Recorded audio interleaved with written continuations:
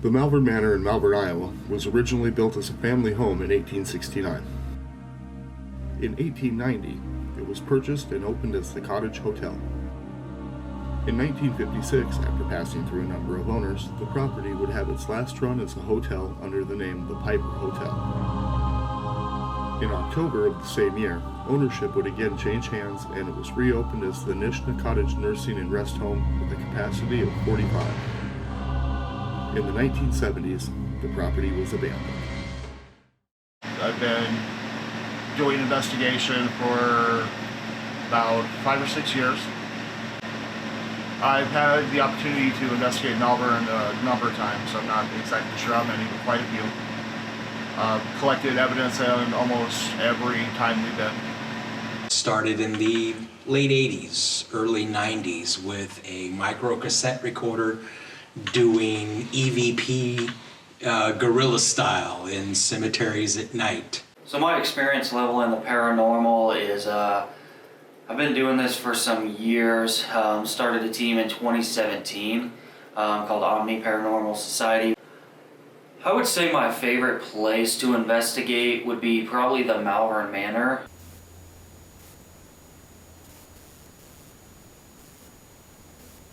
I was there with Marcia and the Damn Ladies of the Paranormal. We went there for a Halloween event actually, and we all investigated together. And I remember up in the captain's wing, we were standing outside the captain's room, and there in the bathroom Marcia had seen what looked like a figure. And next thing we know, in her back was carved CAPT scratched into her back. My favorite piece of evidence that I've collected personally at Malvern would be a photograph in one of the rooms upstairs of the what's called the Captain's Hall. What I got was a photograph that appears to be a little girl standing under a window, and it's kind of a shadow figure.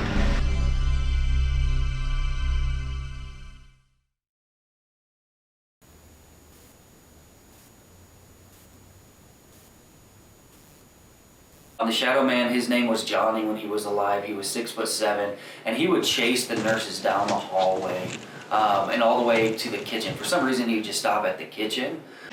Maybe scariest experience that I've seen somebody else have would be during a large group investigation. Standing next to a doorway, turned around and saw a full-figured, full-bodied apparition that was about 6 feet tall. Room at the other end of the hallway.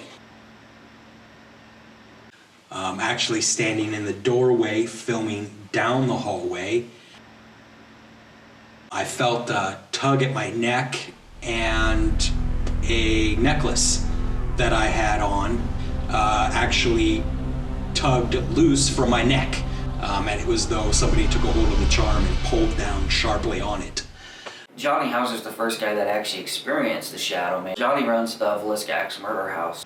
This was after Josh had got the Malvern Manor. Josh was out smoking, and next thing he knows, here comes Johnny flying out the back door there, and Josh is like, "Whoa, dude, are you all right?" Johnny was like, "No, man, great place, but I'm out of here." And Josh is like, "Okay, what happened? Like, you run the Villiscax murder house. Like, there can't be anything, like that scares you."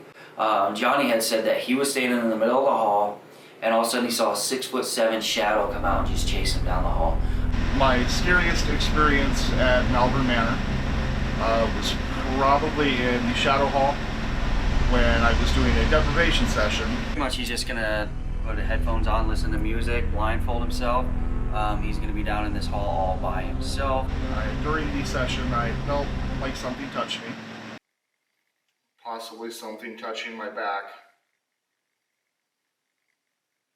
And it was after the fact, when we were looking things over, we looked at my back where I got touched and I had a scratch. What about, Yeah, there's some there too. yeah, some right there. Is there? I thought it built something. To this day, there has been over 100 people chased out of there by the Shadow Man.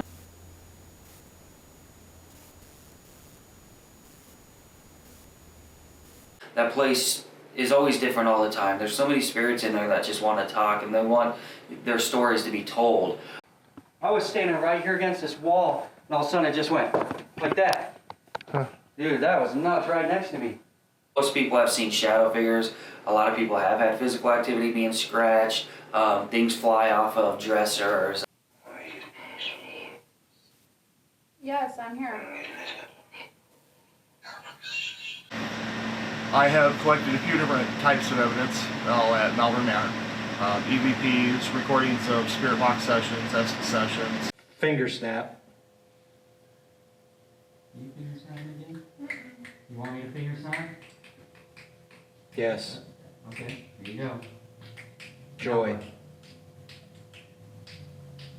And I can almost guarantee 98% of every investigator in that place has had some kind of experience.